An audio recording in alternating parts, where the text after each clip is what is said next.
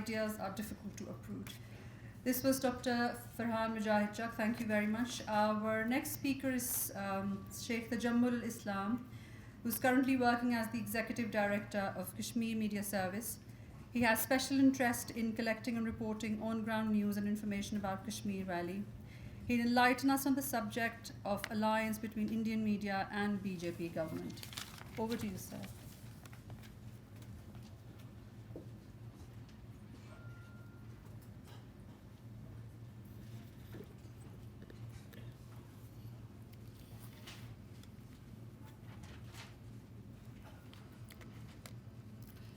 Bismillahirrahmanirrahim.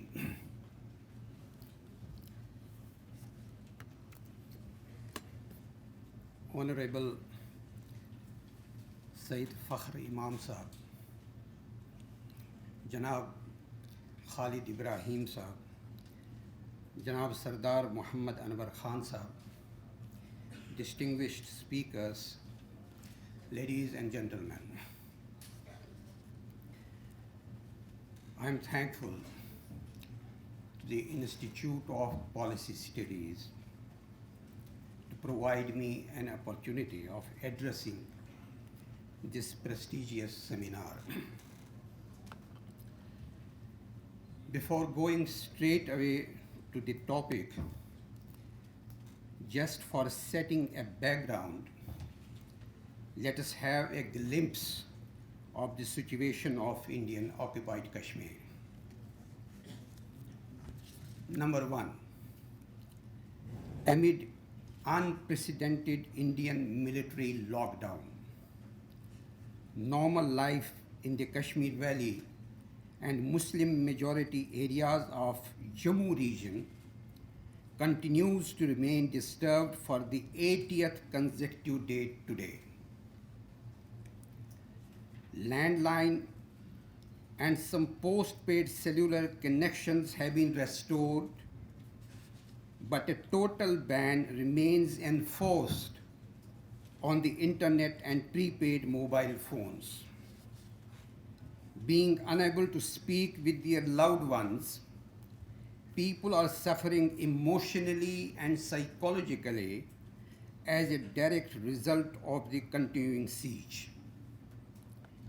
Number three, government offices and educational institutions are open, but almost no one turns up.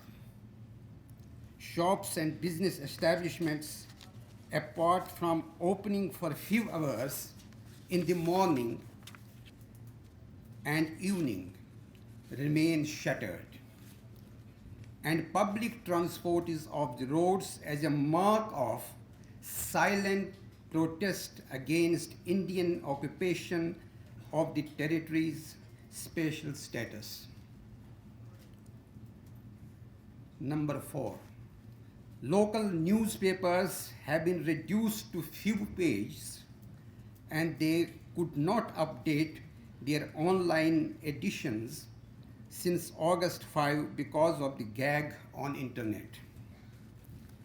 Ladies and gentlemen, I have been asked to speak on the topic collusion between Indian media and the BJP government. Let me make it clear that few segments of information contained in this presentation have been collected while scrutinizing different articles on the subject available on internet. India claims to be the biggest democracy of the world, as said by Brother Khalid Ibrahim just now. It provides constitutional guarantees of freedom of speech and by some measures, the biggest and most diverse media industry in the world. The fact is that it is neither a democracy in real sense, nor its media is free from state control. Let me directly come to an article by two writers published in Washington Post dated March 5, 2019 that depicts the true picture of Indian media in the backdrop of Pulwama attack. It says, our investigation into the Indian media's reporting on the Pulwama attack found that many reports were contradictory, biased, incendiary, and uncorroborated. News organizations such as India Today, NDTV, News 18, The Indian Express, First Post, Mumbai Mirror, ANI, and others routinely attributed their information to anonymous government sources, forensic experts, police officers, and intelligence officers. No independent investigations were conducted, and serious questions about intelligence failures were left unanswered. In the article, the writers point out that the Indian media has ascribed to itself the role of an amplifier of the government propaganda that took two nuclear states to the brink of war. Many TV newsrooms were transformed into caricatures of military command centers. The article further adds, between 2013 and 2019, editors of channels and publications have been sacked and replaced primarily because of their criticism of the ruling Bharatiya Janata Party. The article concludes, as such, very few media establishments in India have been able to stand against the influence of political leaders. Now, along with the media's legitimization of an ideology that promotes violence, including riots and lynchings, its performance after Pulwama leaves severe doubts as to whether it is engaged in journalism or the propagation of Hindu majoritarianism. Ladies and gentlemen, one who has been watching Indian TV channels after February 14 Pulwama attack and recently after LOC clashes on October 20 will rightly arrive at the conclusion that Indian journalism has taken a backseat to jingoism and India's media is war crazy. A day after the Pulwama attack, an aggressive Indian news anchor Arnab Goswami was found shouting on his channel that we want revenge, not condemnation. It is time for blood, the enemy's blood. Last February, Indian military pilots struck the Pakistani town of Balakot. India's media was awash in jingoistic sentiments, unquestioningly publishing in print and broadcasting on TV the government line that New Delhi had killed a very large number of militants from the Jaish-e-Mohammed group. Days after, Reuters and some other international media challenged the government line with satellite imagery as evidence. Indian media is master in presenting biased reports and spreading fake news items. On October 20, the Indian news anchors were crying at the top of their voice as if India had won a war against Pakistan and Indian army had killed 10 Pakistani army personnel, destroying 3 terror camps in an action in Tangdar and Karen sectors in Jammu and Kashmir. The news proved to be unfounded. All these instances are reflective of the extent to which the institutional nexus between mainstream media and the BJP government has strengthened. The Indian media language depicts the fascist tone of RSS and BJP. Ladies and gentlemen, the level of the ethics governing Indian media can be gauged by an undercover operation which was conducted by the CobraPost.com in 2018. It approached the Times Group, the publisher of the Times of India, the India Today Group, the Hindustan Times Group, the Z Group, the New Indian Express Group, and other media houses, where it posed as a preacher of a fictitious organization named Srimad Bhagavad Gita Prachar Samiti. It offered a payment of up to rupees 500 crore, US $72 million in cash to publish stories on Krishna and Bhagavad Gita to first indirectly and later directly promote Hindutva ideology, communal and political gains. All three media houses agreed to the offer to plug paid news. The groups discussed ways to make large cash payments. According to Cobra Post, the owners as well as the senior executives of these and other major Indian media houses consented to engage in campaigns to induce communal discord and polarize the Indian electorate. It alleged that 27 media houses and organizations in India were willing to plug paid content. Its alleged list included leading newspapers, magazines, and television outlets such as those of the Times of India Group, India Today Group, Hindustan Times Group, and Z News Group.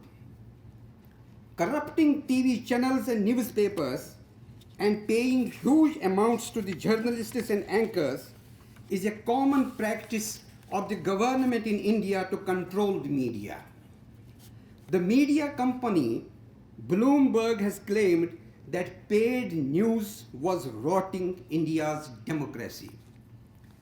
In 2010, a two-person panel of the Press Council of India investigated the phenomenon of paid news in India.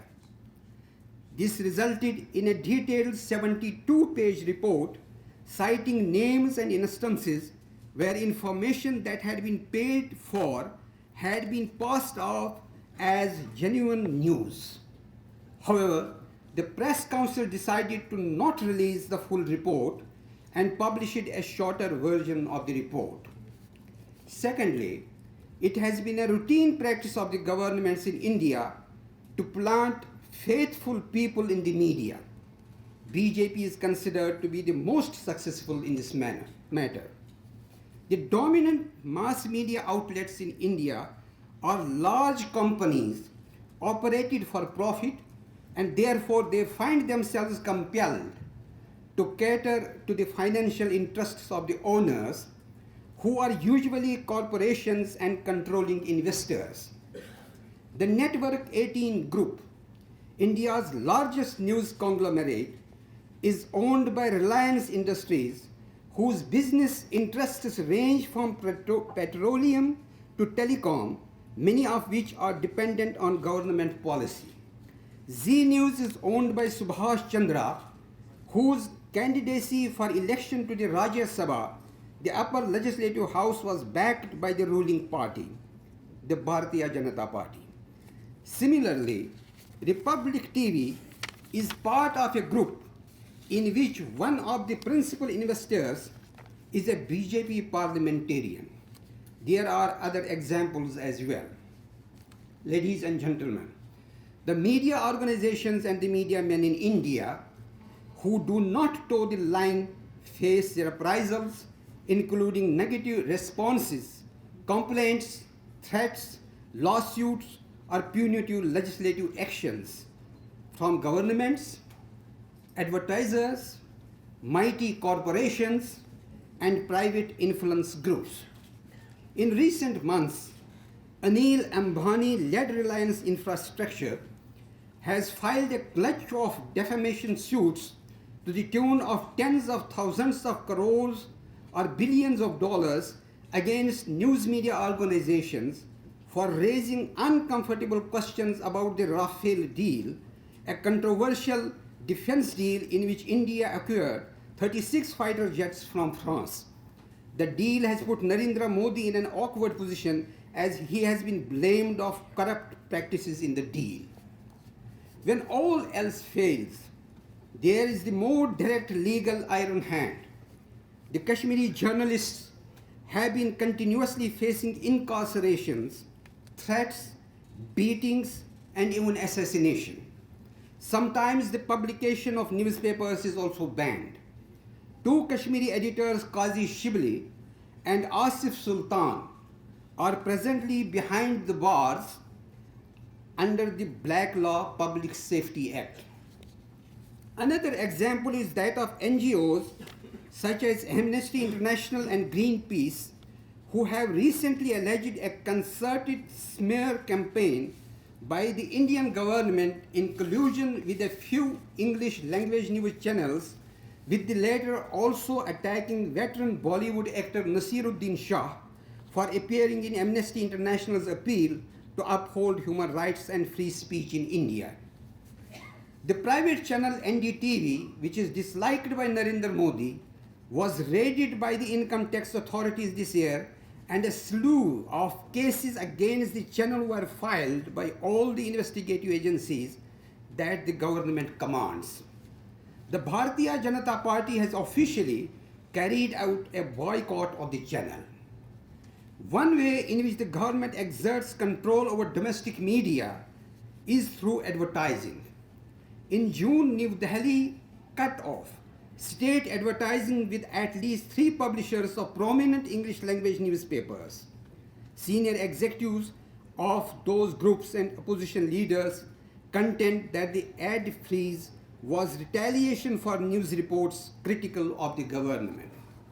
Ladies and gentlemen, the episode of famous Indian television journalist and author Barkha Dutt is also pertinent to be mentioned.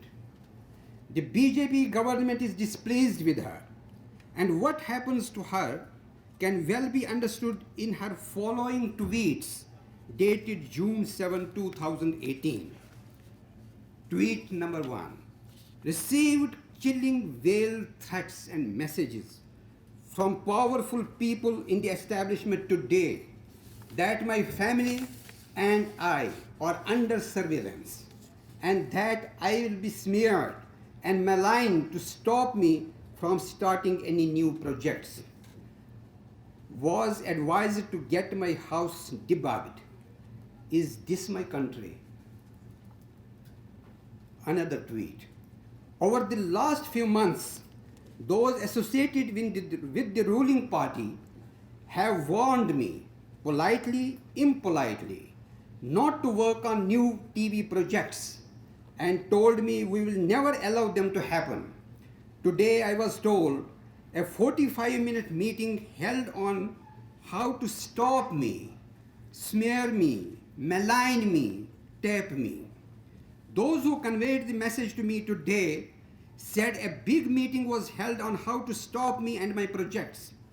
I was told tools will include taping my phone, income tax cases, smear and surveillance. Was advised debugging and personal security, and to not proceed with my new work. All this while, Barkha Dutt says, I thought Indian democracy would keep me safe and keep my rights as a private citizen intact. Today it is conveyed to me that sections of the establishment have decided to use any tool available to stop me from working. I am placing this in the public domain. Ladies and gentlemen, let us now compare how the events of Indian occupied Kashmir were portrayed after the revocation of Articles 370 and 35A of Indian Constitution on the 5th of August 2019. In this regard, I found a clip of the quaint, suitable for reference here. This is its transcription. there has been a sharp difference between the reportage of the international media and Indian media on Kashmir since the government revoked Article 370 on 5th of August. While the international media showed protests in Kashmir, the Indian media stressed on normalcy. On Friday 9 August, Reuters, BBC and Al Jazeera reported that a massive protest took place at Sohra in Srinagar and that the security forces fired on the protesters. No Indian channel covered this protest. Republic's Arnab Goswami called it fake news. The international media has brought out several troubling details from Kashmir, which Indian channels have largely ignored. For instance, Time magazine and New York Times reported that over 2,000 people have been detained in Kashmir, but Times now labeled many of the detainees as terrorists. UK-based newspaper The Independent reported that the authorities are refusing to give death certificates for those killed in clashes with security forces, but no Indian TV channel took up the story. American magazine Foreign Policy reported that security personnel forced Kashmiri civilians to chant Vande Mataram. On the other hand, India TV said that Jawans are working to keep Kashmir safe. Reuters reported on the difficulties faced by local Kashmiri reporters, but Open Magazine's Rahul Pandita ridiculed them and said if journalists can't find 5 minutes of internet every day, then they don't deserve to be journalists. BBC and AP even captured on camera security forces taking away a doctor just after he complained of a shortage of medicines. No Indian channel covered this story. Sections of the Indian media also gave misleading information on several occasions. ANI presented a mosque in Jammu as a place of Eid prayers in Srinagar. Several publications carried ANI's videos and photos without verifying them. Many channels also showed a few Kashmiri interacting with Indian National Security Advisor Ajit Doval in South Kashmir, suggesting that they had no ill will towards the PM's key advisor. But other media outlets pointed out that these people didn't know who Ajit Doval was at that time. A few journalists presented one Muhammad Ashraf Azad as a Kashmiri supporting the government on Article 370, but they forgot to mention that he is a BJP leader. By failing to report several aspects of the Kashmir crisis, perhaps many channels are following the Press Council of India chairman's mantra, that is, some news is best not to be reported. Ladies and gentlemen, following have been the Indian media themes regarding Kashmir after August 5, 2019. These depict the narratives of the BJP. Kashmiris are happy with Article 370 abrogation. Special status has given nothing but terrorism, secessionism, nepotism, corruption. With the Article 370 abrogation, violence has gone down. Militant attacks and stone pelting incidents have reduced. Kashmiris need not to fear about their culture identity. This is inherently protected in Indian Constitution. The themes are abrogation has been done for the benefit of people. Abrogation will bring development, jobs, investment, and bright future for Kashmiris. Discrediting those pro-India politicians who have served India for decades, they have only strengthened their dynasty rule and done nothing for the Kashmiri people. India will strengthen grassroots level democracy in Kashmir, panchayat elections, BDC polls. Whatever bad happens in Kashmir, killings, protests, posters, etc., is done at Pakistan's behest. Normalcy is returning to Kashmir, which include withdrawing of tourism advisory, holding of BDC polls, lifting of ban on landline and postpaid phones. Heaps of falsehood. Indian media never mention the lockdown of 8 million people. They never talk of military siege, the difficulties and miseries of the people. Their stance is that who challenge Indian integrity deserve not less than death sentence. Ladies and gentlemen, BJP's control over the country's media is about something more sinister. Control over the nation's press is an attempt to promote a Hindu nationalist or Hindutva agenda across all of India's institutions. It is also an attempt to hegemonize the communal agenda of the RSS. The Sangh Parivar seeks to achieve a Hindu India, and the Sangh Parivar's political arm, the BJP, in a position to use the state machinery to fulfill their vision, including control over the media. In order to achieve this, the government relies primarily on at least 10 networks, including Republic TV, Zee News, India News, Aaj Tak and Times Now. In their jingoistic, overtly pro-BJP, anti-Pakistan and anti-Kashmir content, their anchors regularly carry shows with loud, brash and derogatory rhetoric. The befitting response is a vibrant, independent, knowledgeable and serious media of Pakistan, and our efforts to evolve a mechanism to reach the world media with correct, timely and specific information and narratives. Thank you very much.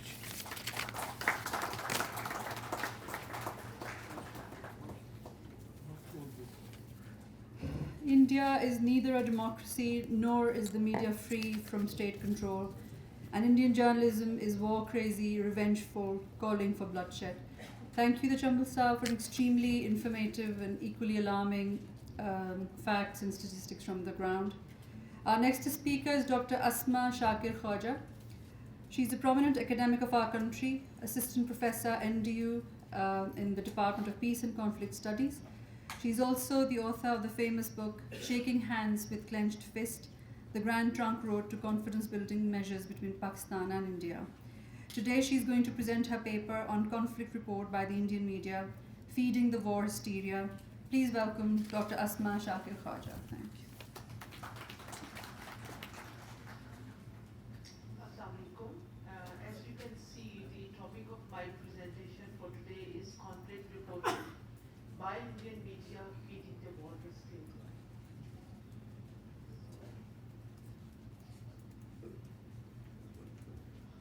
How this will work? Next slide. Okay. First of all, we need to know that how the media landscape exists in India. As you can see, there are 183 million homes.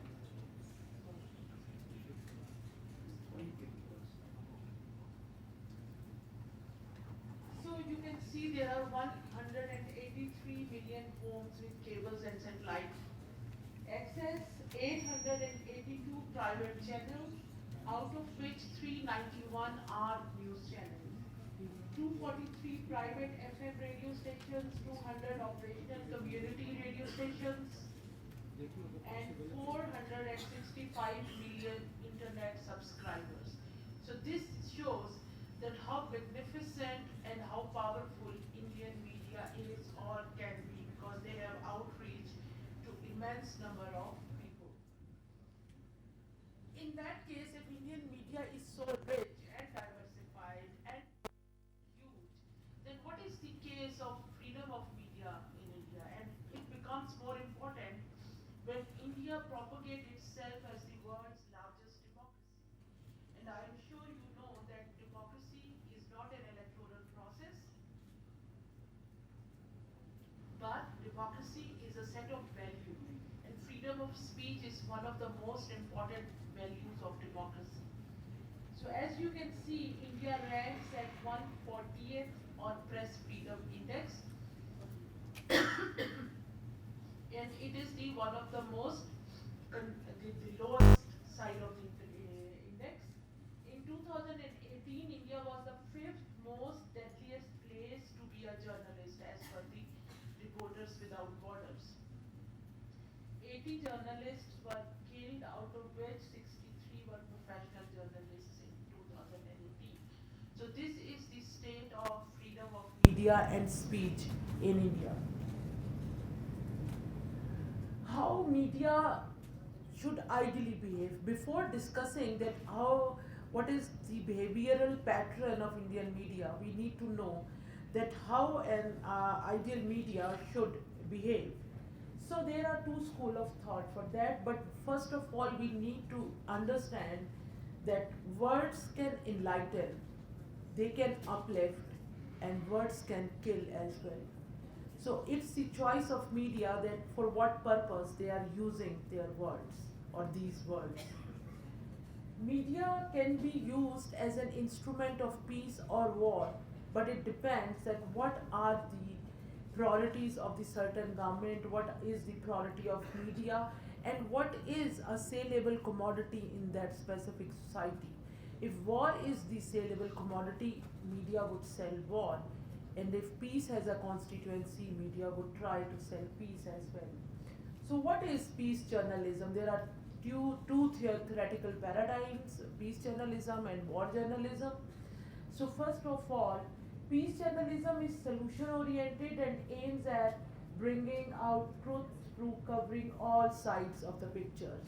And this is really important for all of us to understand all sides of picture, because holding back information is also a crime. Holding back information is also part of hybrid warfare and the propaganda and psychological ways to control the mindset of a nation. Peace journalism highlights news that promote peace movements, reduce religious and ethnic problems, and prevent further conflict and encourage dialogue while creating and promoting environment for peace. And on the contrary, war journalism is propaganda with the main goal to encourage exclusivist policies, ideologies, and marginalize the parties and promote feeling of us versus them through distorted and sensationalized reporting. And this is what is considered as yellow journalism across the globe. War journalism paradigm focuses more on violence and pays less attention to inspect structural reasoning for a conflict. So what is the case with Indian media? CNN effect. This is really important because theorists all over the world, they are trying to understand that if media influences the government or government influences the media, who follows whom? And my humble opinion is that it's both ways. First of all, governments use media to create a certain narrative to support state-sponsored policies, and then government itself comes under the trap of that popular perception, and in order to gain or retain that, they have to act as per the pressures built by media, which what at the first place government has taught them. So Indian media discourages. I have highlighted few trends to understand the behavioral pattern of Indian media. So Indian media discourages any serious desire to know how the other thinks. Whenever Indian media is reporting anything related to Kashmir or Pakistan or any conflict with Pakistan, they don't even try to communicate to their viewers, their readers, that what Pakistanis are thinking about in this case. So they just pass judgments based on their own assumptions, presumptions, and perceptions. This makes Indian population vulnerable to being easily influenced by the limited and unchallenged narrative in the public conscious. So this makes public guinea pigs, only robots or agents of government narrative. Hatred is seen as both patriotic and nationalistic in India, and this is what is reflecting in Indian media under Modi specifically. Hatred is a sign of patriotism and nationalism. Indian media promote national interests, playing on people's ignorance and their false perception of self and others. Governing aware people is the most difficult task. Mostly that is why governments, they try, and it is easier to govern in ignored people, and government don't want, Indian government, they don't want to enlighten their people so that they can question the war rhetoric of the government, so they try to give and pass on limited information to people. Media has taken over the role of diplomats. This is really important to understand. Media is a source of information. Media is not public conscious. Media is not being elected by people to govern a country. And at the same time, media is not accountable for bad governance. But unfortunately, in vulnerable, fragile, war jingoistic, radical societies like India is becoming now, media has taken over the role of diplomats, the professional diplomats. And as a result, peace between Pakistan and India is hijacked by media diplomacy, which is a really dangerous trap. Traditionally, diplomats, what they do, diplomats have been the sole channel of information traditionally because they communicate between governments, they communicate policies. So what they do, they clarify positions, they probe information, convincing states and other actors, defending interests, stating grievances, and issuing threats and ultimatums. So now, if you see the current media scenario in India, who is doing this? This is being done by Indian media, unfortunately. They pass judgments, they communicate threats to Pakistan, they try to make their nuclear deterrence credible through false information and propaganda warfare. So, and this is a really dangerous trap because media professionals are not trained to be diplomats, they are not trained to be nuclear experts, they are not even the war strategists, but they influence the mindset and the policy making in this regard. So, and then Pakistan and India, we have closed down our diplomatic channels, especially India. Whenever some act of spoiling happens between the two, India closes down all the communication links between the two countries. And this leaves media as the only communication link between the two states, which can be dangerous anytime. This is really important to understand. Security dilemma. When I was analyzing the behavioral patterns of Indian media, I could see that Indian media mindset and policy is highly acutely influenced by the security dilemma. And security dilemma is a psychological situation or condition in which a nation, a group, an institution has perceived someone as a potent, important threat to their national security or their survival. And everything they are projecting is being manufactured under this psychological dilemma. So Indian media is working on nation building by intensifying the security dilemma through projecting Pakistan as a security threat. And it is what lies at the center stage of Indian media's behavioral patterns. Indian news media through TV programs, breaking news, discussions on the radio, and letters to newspaper editors tirelessly reinforce the theory that Pakistan wants to dismember India. And this is for this thing they need to have a psychological treatment. So because it doesn't exist in the structure but in the mindset. With little interest in showing both sides of the picture, as I said earlier, the public in India lives in a virtual information vacuum. And this is a vacuum which is deliberately created by their government and government-sponsored media. So under that vacuum, they can play whatever they want in the ignorance of, in the playground of the ignorance in public heads.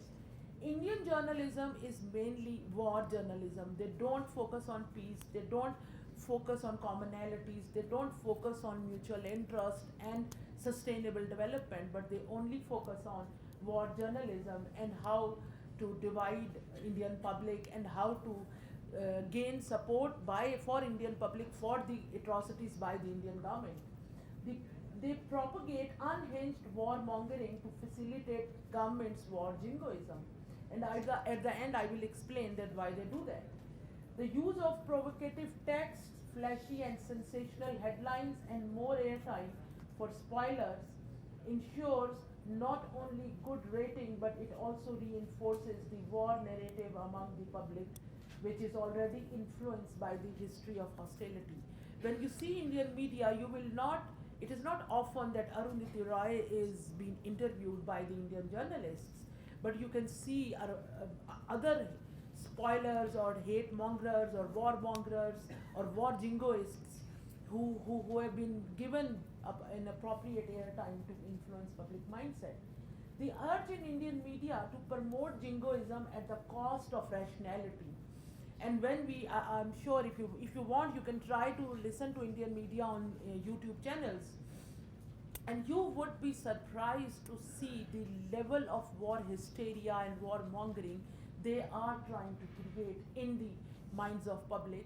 And this, why I wrote this, that it is at the cost of rationality, because war hysteria, building up war hysteria between two nuclear hostile states with the history of animosity for several decades can never be a rationality.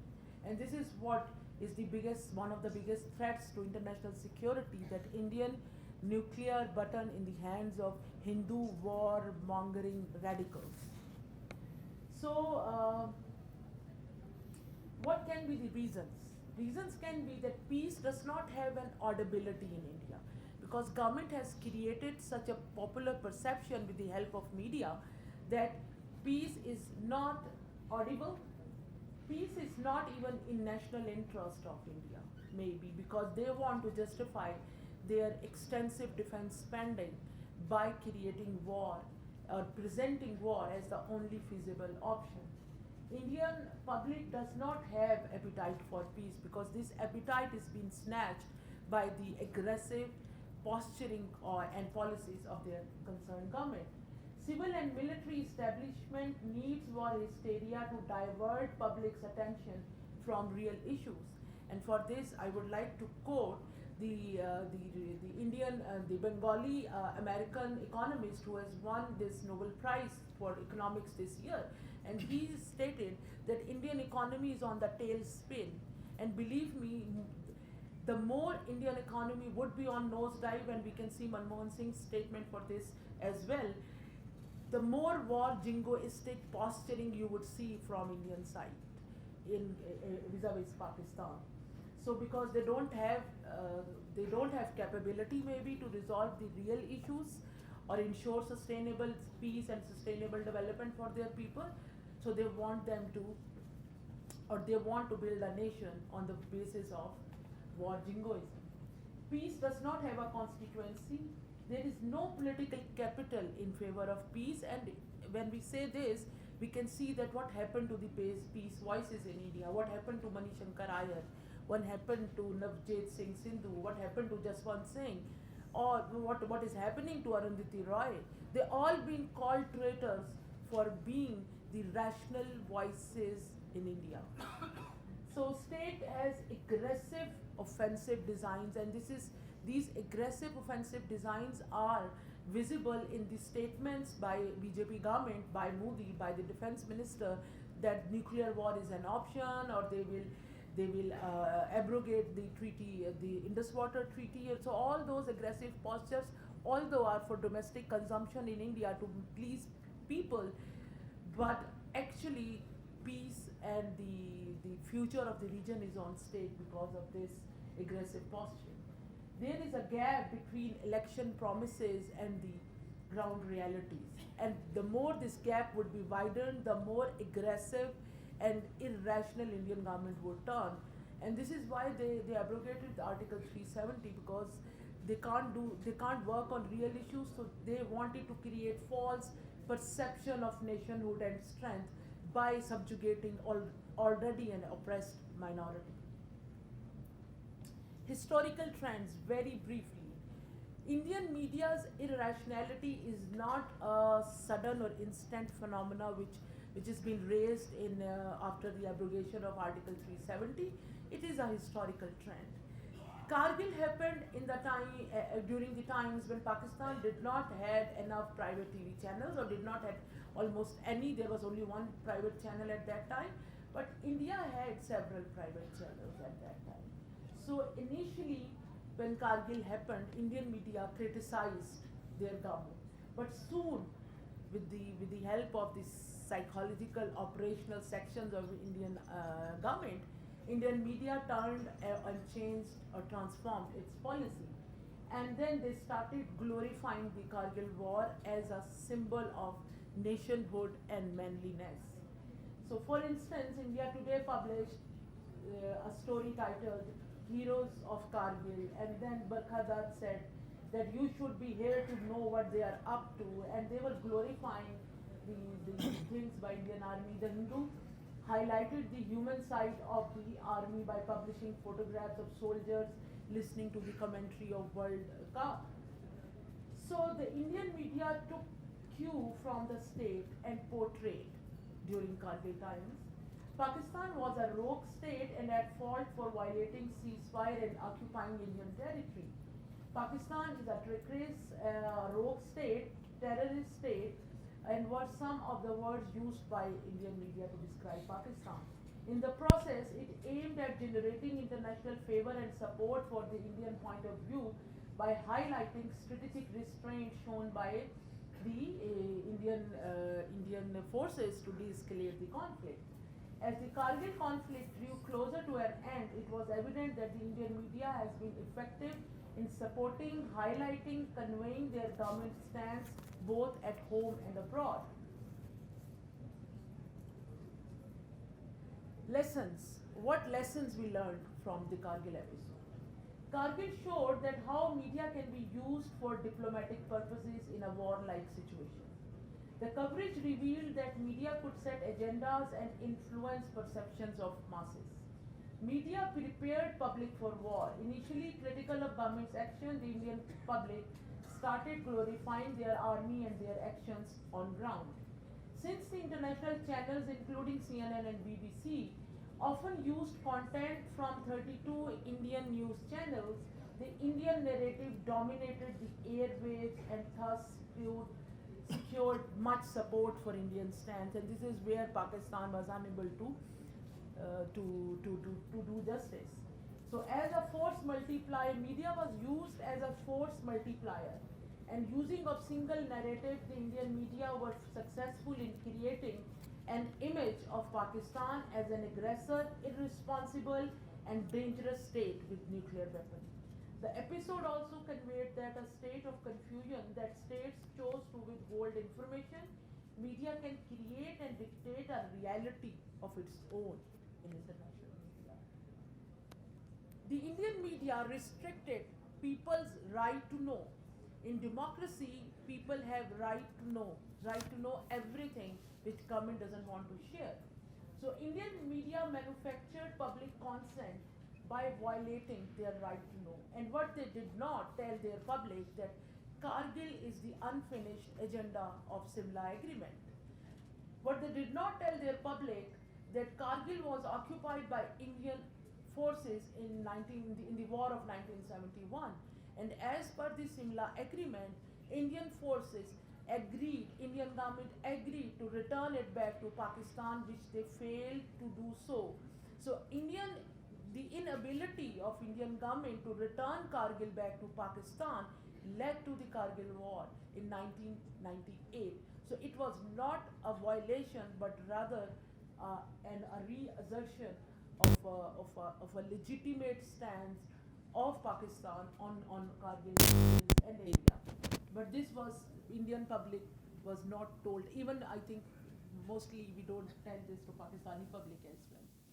Another interesting Agra Summit. Agra Summit, July 14 to 16, 2001. It was like one of the first breakthrough after Kargil and Lahore Declaration, like breakthrough between the Musharraf government and Indian government, Atal Bihari Vajpayee, and how they wanted to forge peace between the two countries.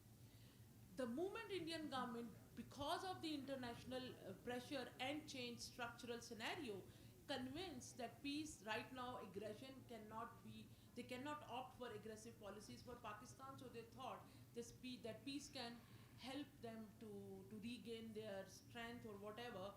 So they were for peace, for a positive international image at that time. And similarly, Indian media also have somersault, and they were also favoring peace during those times. So the coverage of Agra summit was complete opposite to the Kargil coverage. And in the case of Agra summit, Indian media made the mistake still, even by supporting the Agra summit, exaggerating expectations, using emotive vocabulary, and friends sensationalized reporting on a complex issue. So the peace dialogue was not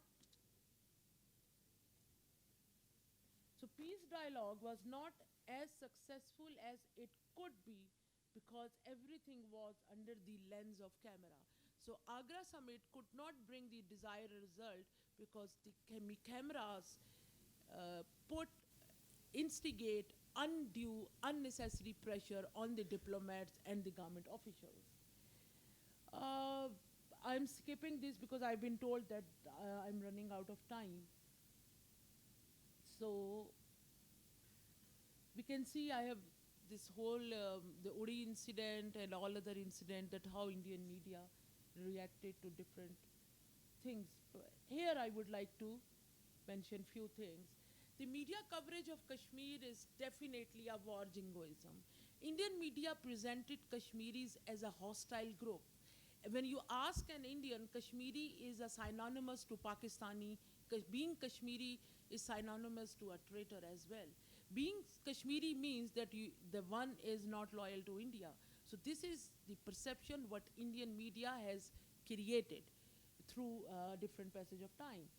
So while setting frames according to the socio-political context, nationalism, patriotism, and biases, Indian media ignored the peace journalism. Indian media presented Kashmiris as violent. So Kashmiri is synonymous to an armed struggle as well in the head of common public. So actually, rather like, and this, they did it as a favor to Pakistan, I think, that rather than bringing closer the Kashmiri and Indian government, the Indian media is trying their best to widen the trust gap between Kashmiris and Indian governments, and instigating Indian government to follow more aggressive policies in Kashmir against Kashmiris. So they are actually, the news coverage is actually under the influence of us versus them. So Kashmiris are already on the other side of the line. By choosing to highlight violence instead of highlighting the need for dispute resolution, media legitimized the aggression by Indian military through constant negative coverage. The question of if its coverage of Kashmir has been completely independent, the answer is no. Indian media is not at all independent while covering Kashmir or covering anything else. They are not independent. The Reporters Without Borders report strongly criticized India for curbing freedom of expression in Kashmir and high-headedness of Indian army with the journalists. Hindu nationalists trying to purge all manifestations of anti-national thought from the national debate, self-censorship is growing in the mainstream media, and this press the coverage of the protests in the valley. You have seen that all the protests in the valley were reported by BBC or CNN or Al Jazeera, but Indian media did not have guts to show this picture to the public because it does not suit with the image of the government. The RSF, Reporters Without Border, reported that it also highlighted efforts to suppress coverage of the protest, and on the first day, the internet access is being denied because when there are two types of journalism. One is the professional journalism, and the other thing is the internet journalism, which me and you, everyone can be a journalist by communicating truth to the larger community. And they, even Indian government is afraid of this as well. So they, in order to curb citizen journalism, they denied the access to internet to the locals as well. So I would conclude that one, Indian media is an agenda setter on the behest of their government. Ideally, in a free and democratic world, media should not be a representative of government in general. But Indian media is the agenda setter, and they do what their government is being pressurized them to do. And then they are irresponsible, because when they create war and a nuclear war and abrogation of 370 as a rational act, they are actually irresponsibly dragging this region into a violent conflict. And irrational, poor journalism is war journalism. Poor journalism is yellow journalism, and this is what Indian media is projecting itself to be.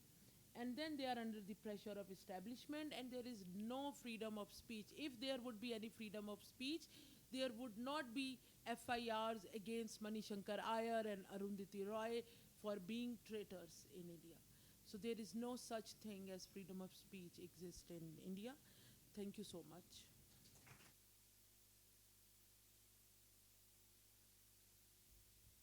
Media should not be government representative creating and fueling war hysteria. This is dragging this region to disaster. Thank you, Dr. Asma Khawaja. Our next speaker is Sardar Anwar Khan Sahab. He's the chair of the session and former president of Azad Jammu and Kashmir. I would like to request him to share his thoughts on this very important topic.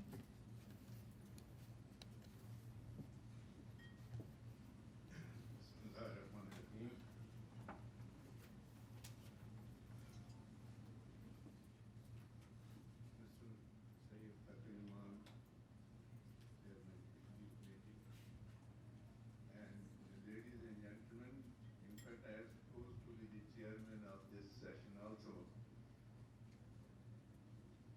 I have run out of control a little bit because the time we have overshot. Frankly, I am not going to speak much on the media because I am absolutely on the rudimentary side of the media itself. It is quite a technical subject. But for me, it was a very interesting discussion by the speakers. And what I would do is to glean one or two or couple of sentences that I could pick up from that for your benefit. Of course, the first speaker was Farhan Chak. He has gone away. Very interesting and philosophical speech by him. Language is power, and behind a word there is unspoken idea. And then I was thinking, what is he going to talk about? And then he linked up very well. He said that ideas which are unspoken, they are either create inclusion or exclusion. And finally, he linked up with the 5,000 years of Indian history. And I got the result, what he was trying to say. Why are they talking about 5,000 years of history and scientific developments and all that? Because he said it is an unspoken idea. And you look at the subcontinent, the Muslim rule is about 1,000 years or little more. And if you go beyond in the past without saying it, without saying any word, you say that we are 5,000 years old civilization. And therefore it covers Kashmir, it covers Pakistan, it covers Bangladesh, it covers everybody else. And they establish a kinship in the past. And I thought that was a very, very fascinating thing for me. And the second thing he said, and I also subscribe to that, that in Pakistan Pakistan there is hardly any knowledge of history, because in our schools and colleges and universities we don't teach history. And there is a saying that if you don't know history, your geography can be disturbed, and it has happened to us. So this was a very interesting subject and discourse for me. Tajammul Sahab was more on the pragmatic side about the situation in Indian Kashmir. Indian media is aligned with BJP's idea. This is what the first thing.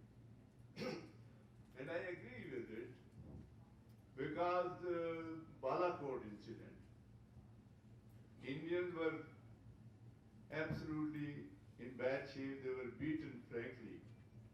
But Indian media projected it as a Modi's victory. And that is how he won the election. And this is very surprising as we progress with the discourse. How the Indians are manipulating the media, I really fail to understand. And what is stated with the idea comes from Pakistani media. Pakistani media, I believe, is much junior to the Indian media, but it is more dynamic, more open, more free, and it is surprising. Is it a tribute to the Indian public and Pakistani public, or whatever it is? I could not understand this. Punishing the dissenters. He gave the example of Barkada. She is a very, very renowned media person, and he quoted that she is finding it very hard to continue with this free media entrepreneur. And then finally, they are supporting the Hindutva agenda. This is what he said. But later on, what Asma said, that it is under the establishment, Indian establishment. So the question is Indian establishment supporting and promoting Hindutva agenda? What are the other parties doing? I just do not find the answer to these problems.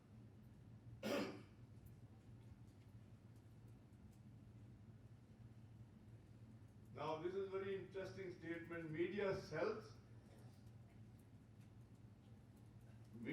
what people want to buy. Now what is Indian media selling? And what are the Indian people buying from that? Are they buying war? Actually they are. Because every time the BJP government goes into election, they do something. And there is no truth. You have seen yesterday, day before yesterday, in Azad Kashmir, Jura, Shahkot, these areas, and they said that we have destroyed 3 camps. These are the camps of the terrorists, they claim.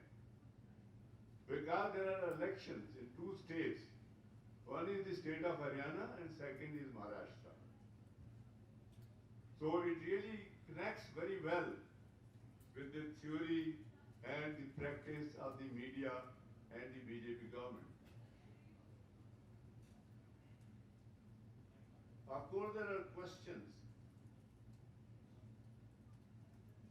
Is the Indian public so ignorant? In spite of the international media, and people say this is the media age, this is the internet age. This is surprising and puzzling to me. And finally, she said Indian public lives in a vacuum, in a void, as far as the media is concerned. So the question arises, is there a chance for a smart media intervening into the Indian public's minds? I don't know.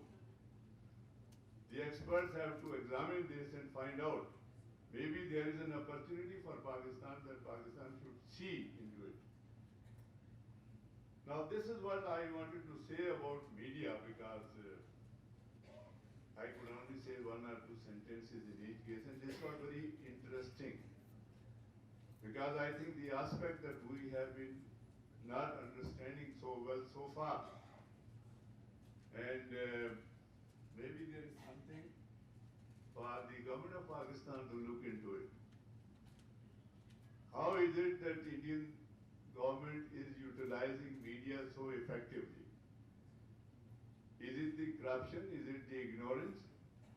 If it is the ignorance, then we should be very happy that Pakistani public is much more aware, and the media is not in a position to take them away from whatever they want the public to go away from. So this was interesting for me. Now I will come on to from media to a presentation, other issues of Jammu and Kashmir that I wanted to present here. We have been looking for an opportunity for somebody from the government circles to be amongst us. And today we are lucky to have Syed Fakhar Imam with us. And we are working, in fact everybody is working on the issue of Jammu and Kashmir as it stays today. I will be very brief, not take much of your time. When we are talking of Jammu and Kashmir issue, and India and Pakistan being the parties, I just wish to state something that Quaid-e-Azam Muhammad has referred to as Sharak.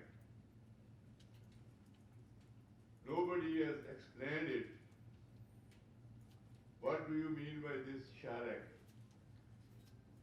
I take it that Jammu and Kashmir is the water reservoir for Pakistan. So Pakistan is a country which is agriculture in nature. It is irrigated by the river waters, and all the rivers flow through the state of Jammu and Kashmir. And if the Jammu and Kashmir goes into the Indians' hands, and you have heard Mr. Narendra Modi, I think he needed to be taken seriously. Because during the Indian election, he said that if he comes to power, he will do away with Article 370, and he did it. Also, there were other people who wanted to do away with it, but he did it. Now what he says, presently, they say that we will absorb, annex, or whatever you want to say, the Indian occupied area of Jammu and Kashmir by removing this special status of Jammu and Kashmir. I think this will be the first stage, first phase of the Indian operation in Jammu and Kashmir.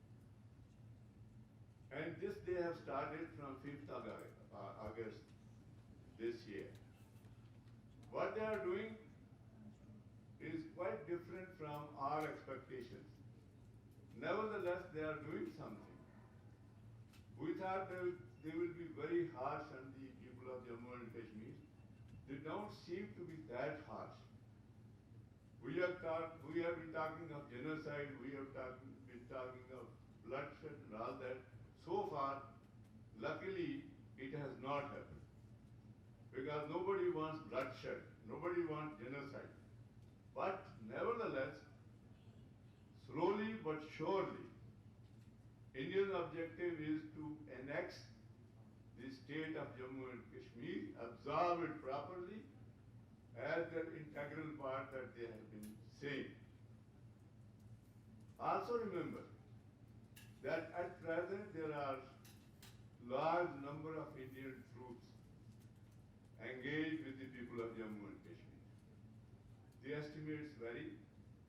We claim 900,000. हम 9 लाख कहते हैं, but some of the international media says about 700,000 troops, or maybe a little more.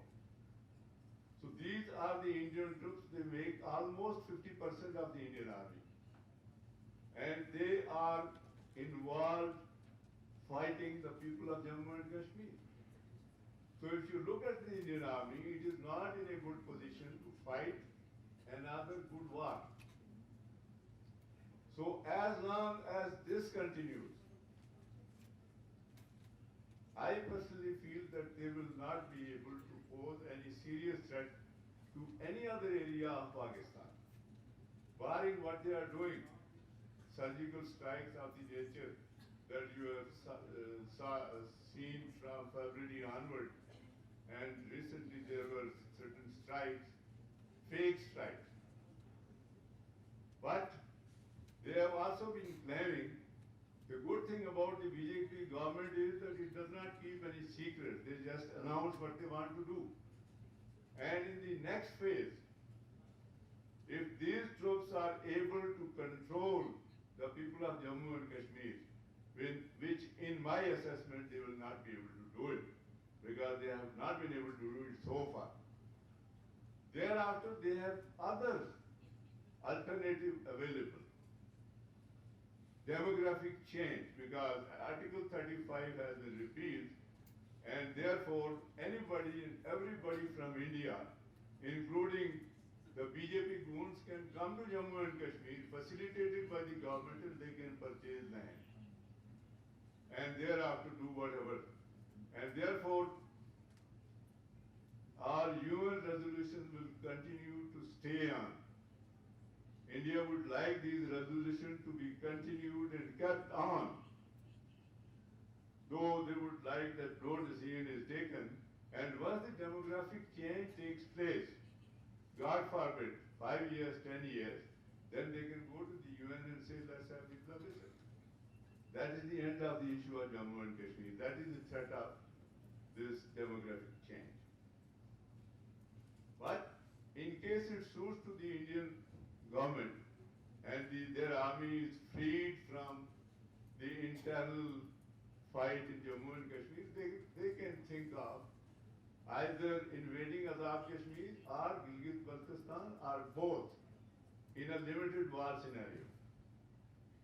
Because both are the nuclear powers.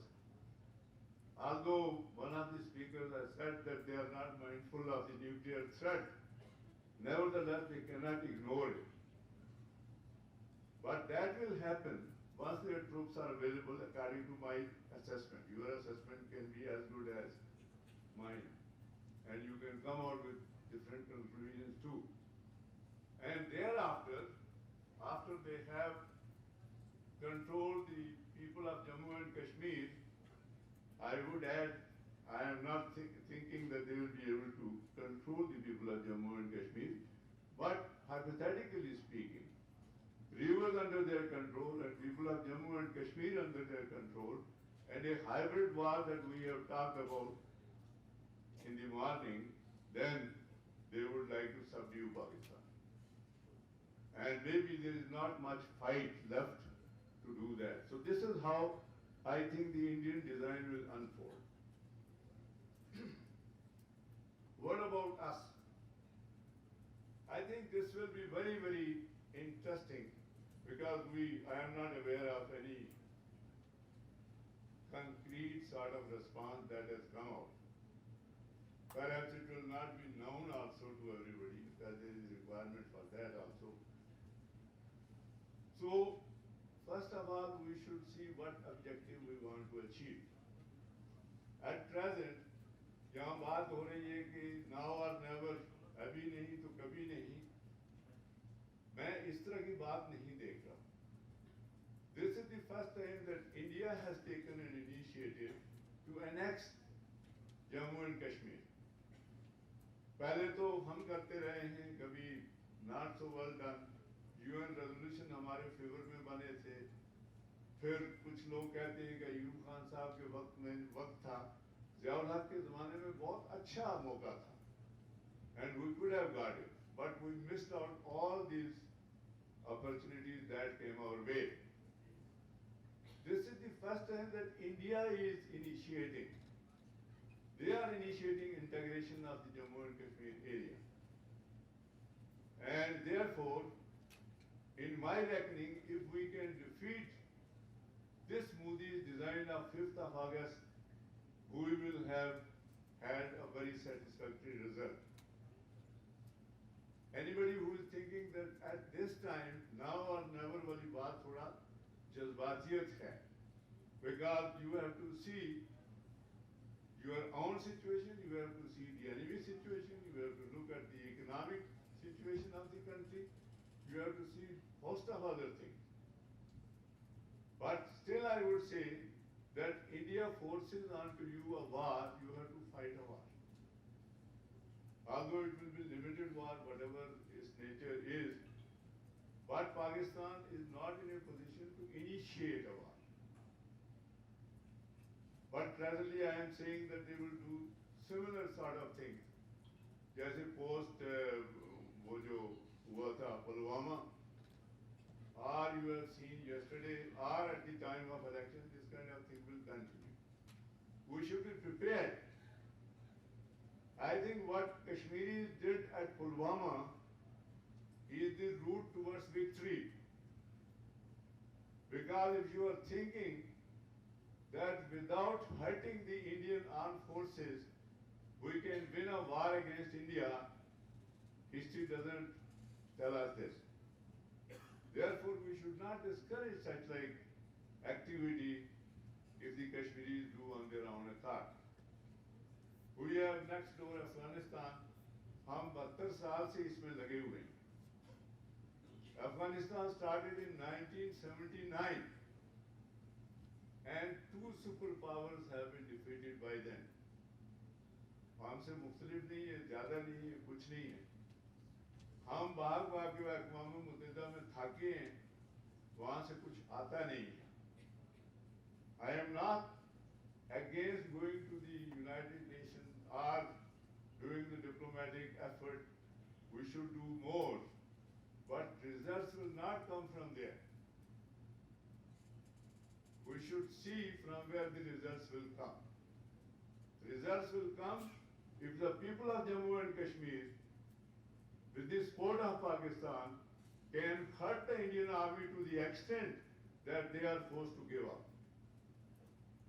लंबी वार होती है ये, वो ईंट और पत्थर की बात नहीं बनती. I personally feel that India has thrown the brick on us on 5th of August, and पत्थर हमने, I would beg to differ because we would like to debate किस तरह की लड़ाई हमने लड़ी. पत्थर would mean कि जी उनके पास एटम बम, हमारे पास एटम बम और ये चला दे. इस तरह की लड़ाई मैं नहीं देख रहा. We still have to fight a long drawn war. Like the Afghanis have done, ये 20वां साल हो गया इस सुपर पावर के साथ. 12 साल उन्होंने उससे पिछली सुपर पावर के साथ किया. Vietnam took 15 years. And similarly, there are other countries who have taken long years to overcome this kind of hurdle. So this is the kind of war I am looking at. Now, करने की बातें क्या हैं? What you need to do? Surprisingly, India and Pakistan were the parties to the dispute at the time of UN resolution. Or UN resolution with the courtesy of Pandit Nehru. And I was listening to Asma Sahaba कि हिंदुस्तानी कहते हैं कि कश्मीरी ठीक नहीं है, उन पे शक किया जा रहा है. Pandit Nehru ruled India from 1947 to 1964. He was Kashmiri Pandit. And his daughter ruled for another 10 years. बीच में शास्त्री के और 1-2 साल बीच में से निकाल दें, so they kept doing it. So this is what Kashmiri Pandits have done for India. So I personally feel that from party we have come down to the stage where we say कि जी सियासी और इखलाकी और सफारती मदद. Let me say that, we did that. The speech at the UN General Assembly was wonderful. It had a very positive effect on the people of Jammu and Kashmir. लेकिन एक अखबार वाले ने कहा है कि तकरीर से आगे जहां और भी है. ये जो जहां और हैं उसके लिए हमने काम करना है. If we are looking at leaving the Jammu and Kashmir population on their own to win a war for us, तो फिर कश्मीर बनेगा पाकिस्तान वाली बात हमें छोड़ देनी चाहिए. It is quite possible that they will win, but Pakistan must be seen supporting the people of Jammu and Kashmir, and it is not difficult. There are ways to do it. And I told you that vital interests of Pakistan are in Jammu and Kashmir through water and rivers and all that. So this is where we are looking at. Policy support must be more than सफारती और ये जो हम कहते हैं तीन चीजें. We are a party to dispute, and I personally strongly recommend that let us upgrade this sport to everything other than the military sport. Everything other than the military sport is strictly the sport level. Kashmiri will fight the war. People of Pakistan must support, and inshallah, Allah will help us to win Kashmir. Pakistan फौज है, बहुत सारे काम किए जा सकते हैं.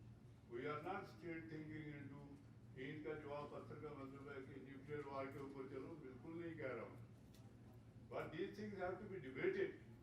Kashmiris have to be given the kind of their morale has to be lifted.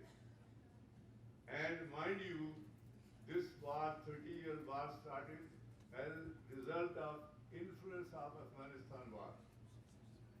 शायद ज्यादा कश्मीरियों ने अफगानिस्तान में लड़ाई नहीं लड़ी होगी, लेकिन बहुत ज्यादा कश्मीरियों ने अफगानिस्तान की वार की जो ट्रेनिंग है उससे फायदा उठाया है. So if we are thinking that on their own alone everything will happen, I think we need to reconsider. Thank you very much, ladies and gentlemen.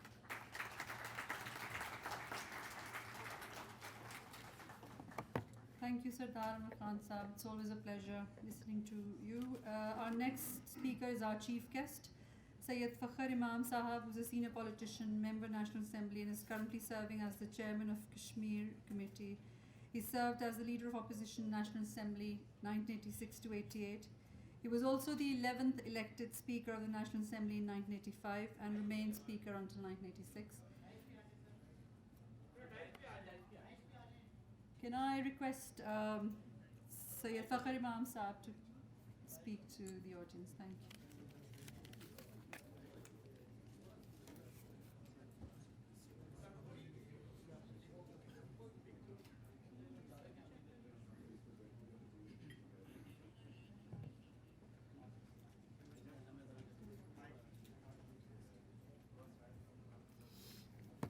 Bismillahirrahmanirrahim. First of all, I would like to congratulate the organizers of this excellent seminar symposium by the Institute of Policy Studies in Islamabad. My last speech was in Belgrade 4 days ago when I was speaking in the Interparliamentary Union, and I presented Pakistan's case. Where Pakistan stands. There were 179 parliaments represented there. Through the speakers or the heads of delegation, our honorable speaker had to go to another meeting, so he asked me to take over the head of the delegation, and I made the concordat speech on behalf of Pakistan. So I've come back home 2 days ago and found that this particular forum gives me the opportunity to share my views. I think the gentleman sitting on the table, or the lady plus the gentleman, the honorable lady and the honorable gentleman, have perhaps much more of a historical insight than myself, because my political career has obviously been on the total panorama of Pakistan's political life, and the kind of challenges that the state of Pakistan, the people of Pakistan and the respective governments of Pakistan have faced We've had 3 written constitutions in Pakistan, most of us forget. And one constant factor which we have not been able to really perhaps address in the way that our people in 1947 must have thought we could address. And that's not been our fault, possibly it's partly our fault to start with, but substantially has been the intransigence of the successive governments of India, starting with Jawaharlal Nehru. And my colleagues have gone into the philosophy, history of 5,000 years, and as I've said, but where did the trouble start? The trouble started when, you can call it, my colleague here from Canada, I believe now, mentioned that we shouldn't call it partition, we just should call it an evolution of the state of Pakistan. Yes, definitions do matter, words matter more than definitions. But in a way, they did call it, the then British Raj, the partition. We did not, they did. Because there were two propositions to Pakistan, British India. One was that India should stay united, the other one was that it should be separated into majority Muslim areas and majority Hindu areas primarily. And that was the division of British Raj. Pakistan, West and East, we were 2 separate geographical entities, but one nation state of Pakistan. Unfortunately, we lost our larger state, East Pakistan, in December 20th, 1971. Kashmir goes back to much earlier because of the 580 odd princely states which are there. And those states were asked by the then government in Westminster, Whitehall in London, to decide their own fate. And the mechanism they devised, the legal mechanism they devised on how the 2 states will divide was through an instrument of accession. The then Maharaja, Nawab, whoever was the ruler of those princely states, on behalf of his people had to decide whether they wanted to join either Pakistan or India. They were not given the third option. And what happened was that 3 princely states decided that had not decided by the 14th of August 1947. We forget the other 2, Hyderabad and Junagadh. I'm just reminding my colleagues here because they've spoken of at great length. I won't speak as long as them, but I'll try and pinpoint some of the issues which they have not highlighted. And that unresolved 3 princely states, 2 were Muslim, one was Muslim majority area, Kashmir, the other were 2 Hindu majority states, Junagadh and Hyderabad. Hyderabad was the richest of all the 580 states of the then British India. And the Hyderabad Nizam happened to be a Muslim, the richest man in the world. He was the Bill Gates of his day. And in his wisdom, he did not want to join either India or Pakistan. And he retained his independence for 1 full year. Unfortunately for him and the people of Hyderabad, which we forget, the Indian militarily occupied and annexed Hyderabad. They did the same with Junagadh, except with Junagadh, the Nawab did sign the instrument of accession for Pakistan. They physically occupied it and held some kind of a referendum which went into India's favor. So that's those 2 states were taken care of. Kashmir was the unresolved 3rd state. It did not decide. And what happened was there was an uprising within Kashmir. And so history says, the General Sahib here would know better than I. What transpired was that on the 27th of October, the then Maharaja Hari Singh signed an instrument of accession. I said signed because nobody has seen that instrument of accession. According to 3 scholars, nobody has actually seen that particular instrument of accession. And what happened? It was Jawaharlal Nehru who, through a complaint, took this complaint of resolving this issue of dispute to the UN Security Council. And what happened there? After exhaustive debates, they decided that it's disputed area and their future has to be decided through the plebiscite. So this was the decision taken collectively by the UN Security Council, which kept on repeating those resolutions for 11 times till the late 1950s. Nehru kept on the surface agreeing with his resolution, but never believed in them. He never wanted to implement them. In my opinion, he was deceiving his own people, and then he was a Pandit from Kashmir. He had a psychoemotive connection. He agreed with the resolution in theory, but never in practice, in my assessment. And from that day till today, it didn't happen. We went to war. There was the first war, 47-48, second war, 65, third war, not directly linked with that, but it came much later in 1998, 1999. It did not resolve the Kashmir issue. It has not been resolved to today. 5th of August, fast forward, what happens? The Indians decide. And what do? Article 370, Article 35A. Pakistan has never recognized those. It was an internal arrangement made by the Indian occupied Kashmir with the Indian government. 370 is special status to India. Three subjects with the federal government of India. Foreign affairs, communications, defense. Everything else with the local assembly. They even formed a constituent assembly of Indian occupied Kashmir. And they came to this kind of a agreement that they would have 35A, definition of a citizen of Kashmir, which has protected Kashmir today, till today, until the 5th of August, that no non-Kashmiri can buy property in Kashmir. This was a very major concession amongst Abdullah and Nehru arrived at. And this has saved. This is why the General Saab just said quite rightly that if demography changes in 5, 10, 15, 20 years, if things stand as they are, hopefully something will get resolved before that. And this is where the state of Pakistan comes in. This is where the people of Pakistan comes in. This is where the government of Pakistan.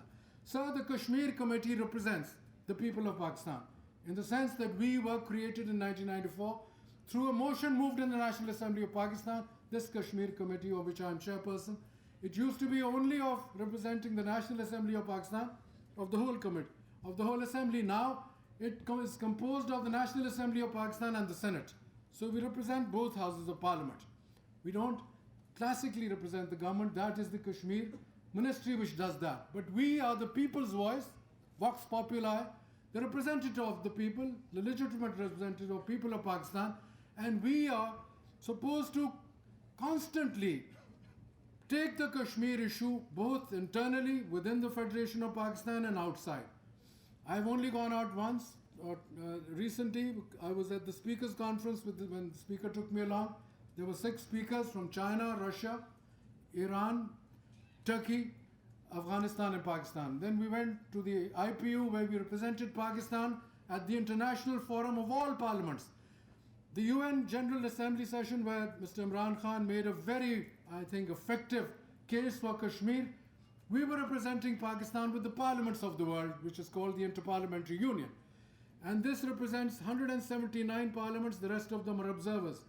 The UN General Assembly has 193 members, which represents the whole country's executive governments. We were the parliamentary voice of the people, they are the executive voice of the people. And we overlap. The people of Pakistan today, sir, in my opinion, stand behind the people of Kashmir. There is no way we can just ever think otherwise. How effective we are, this is the issue. What can we do? This is the big question. And this is for all of us. The responsibility, the duty is on every citizen of Pakistan. We feel, I as a citizen of Pakistan feel, that the responsibility and duty since the 5th of August has become much greater. Why has it not become much greater? Specifically because of the hegemony. The hegemony the Indians have always tried to bring about in South Asia. SAARC has become the most dysfunctional regional organization in the world. Why? You look at ASEAN.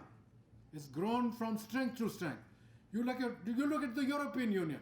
28, yes, Britain is now wanting to get out through Brexit, but very, very powerful conglomeration of states.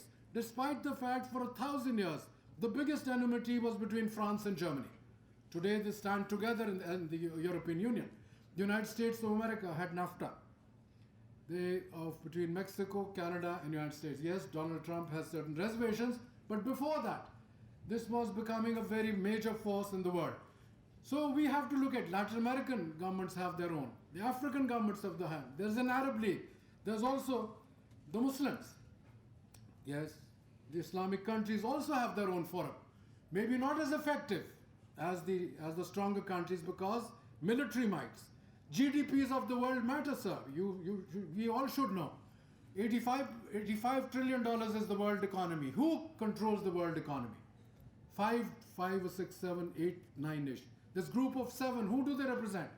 They represent the countries which impact through their economic functions, how they affect. Their ministers of finance meet every 3 months and decide on the rate of interest for the rest of the world. Yes? And who are the P5, the permanent 5 members of the United Nations? We are all members of the United Nations. But why are the 5 members? China, Russia, United States, Britain and France. Why do they dominate the United Nations? Because they were the victorious 5 countries. After World War II, they set up the United Nations. The United Nations Charter specifies, most of all, human rights, human freedom. Kashmir, all those human rights listed in the United Nations freedoms are being violated second to second, moment to moment, minute to minute, hour by hour, by this moody government. But what is the world doing? The world has changed a little bit. I'll tell you why. Since the 5th of October, the narrative of the world media has changed. We were talking about, my colleagues here have given you a lot about the Indian media, much more than I know. But I can tell you about the world media. The New York Times, in my opinion, the most influential daily newspaper in the world, for the first time since July this year, 2019, what did it do? The Human Rights Council, they have made 2 excellent reports, pinpointing the atrocity, the kind of travesty of justice they have imposed upon the people of Indian occupied Kashmir. And what did they say in these 2 reports? 2018. The New York Times sent out their reporters and they wanted to know if these reports were truthful or not. And they came back and they said, so in very large coverage, first time, the Western press did not buy the Indian narrative. The Indian narrative sold between 2000 and 2016. The Indian narrative was selling in the Western press. Well, they were calling us a lot of names. I won't want to repeat those. That narrative was selling in the media. Complete change in the last 12 months. And especially in the last 4 months. There's a complete change in the international media. 11 reports have come out in the New York Times. One stinging editorial against this neo-fascist Modi and his government. Modi, Amit Shah, Doval. This is their doctrine of how they're running India. We in Pakistan must build up our own. Qaid-e-Azam gave us the best doctrines. How many of you have read the Qaid's thesis? I'm sorry to ask you. How many of you have read his 11th August speech? I won't ask you to raise hands, not too many people have. He laid out the people's charter. What people like Washington did for America, what people like Lincoln did, what the Napoleonic Code laid down for France, what Churchill did for his country. The Qaid Muhammad Ali Jinnah laid down the thesis where Pakistan should go today. And how many of us have revered those basic tenets of where Pakistan should head for? Maybe you think I'm being a little too passionate. I am. Because I, as a citizen of Pakistan, feel that we had great potential in this country. I'm one of those who has great belief in my country. But I feel we have not done enough. We had opportunities, we had challenges, as we do today. These challenges are not new, sir. Kashmir may have changed. Pakistan has, in that, yes, we've lost half of Pakistan. Most of us forget that, especially the new generation. That was a major denouement, the French word I use. And yet, we can lift ourselves up. And that is my real desire, my real wish, that the young people of Pakistan, and 75% of Pakistanis are today below the age of 30. Why have we not progressed? Why have we not advanced? Why have we not competed in the world? Tell me why. Only one reason. Because we have not been true to ourselves. We have not judged ourselves as normal citizens of the world, if we had justice in this country, if we had provided opportunities for the young across the board without discrimination, if we had invested in human resource of Pakistan, it's easy to say, but very difficult to enact. These are the challenges that Pakistan faces today when we have to resolve the Kashmir issue. It's not an easy game.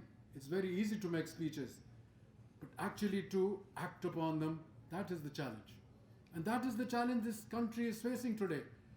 I think this government may have not been perfect, but I think they have made the impact. Why?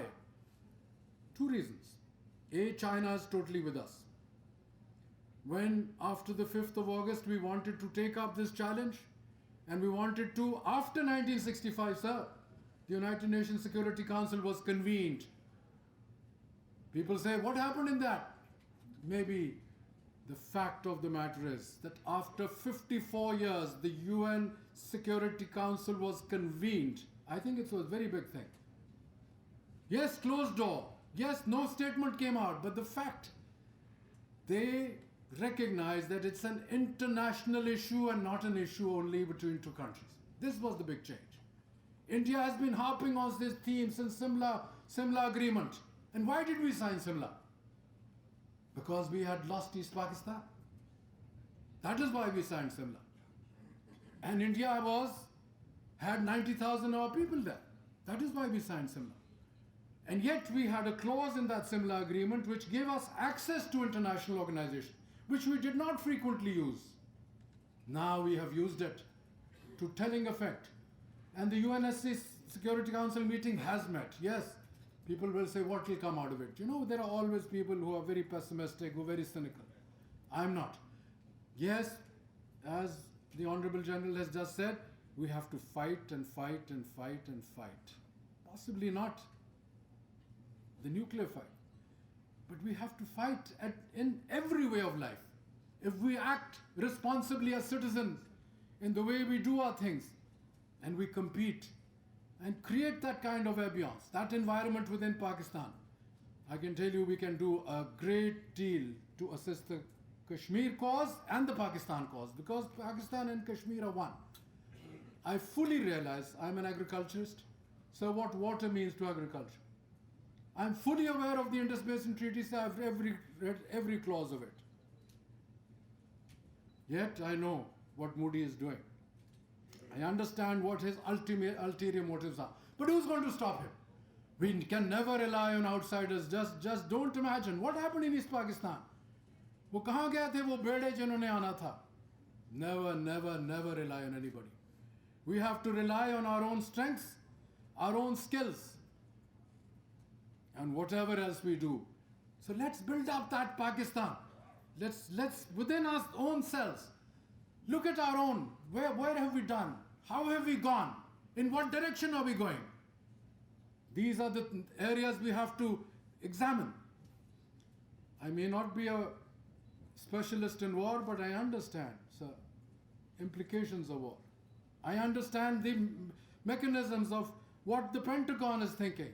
What is happening in Moscow? What's happening in Beijing? What's happening in Paris? What's happening in London?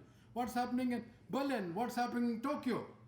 And the emerging powers like Brazil and others. So, in a country like Pakistan, look at Pakistan first before we look at anybody else. We are very fortunate that China is there. I, for one, am very grateful. And I feel that we should have been the leaders of the OIC. Grateful to Turkey, grateful to Iran, grateful to Malaysia. These are the countries which have spoken of the Kashmir cause, not others so far. But they're looking at the equation. I don't want to talk about India, I know a fair amount about it, because I feel that it is we Pakistanis who will uphold the flag, and I, for one, am a great believer that Pakistan, sir, will do everything required of us to put Kashmir back on its feet. Thank you very much.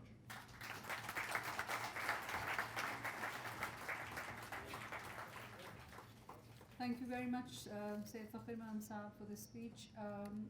I would like to invite Mirza Hamid Hassan Sahab and Amanullah Khan Sahab, both IPS members of IPS National Academic Council, for distribution of mementos among the guests. Can I please have Amanullah Khan Sahab and Hamid Hassan Sahab on the stage? Thank you.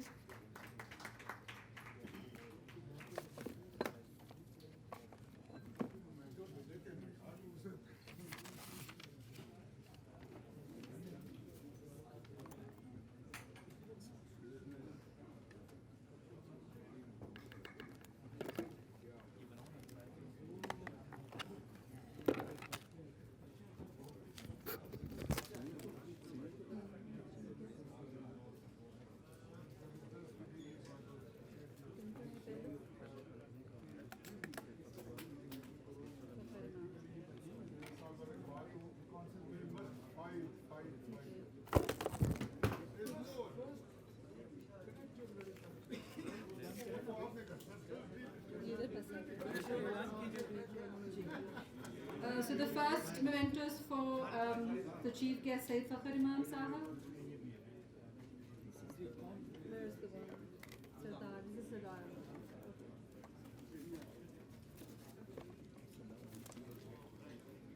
Sardar Anwar Khan Sahab.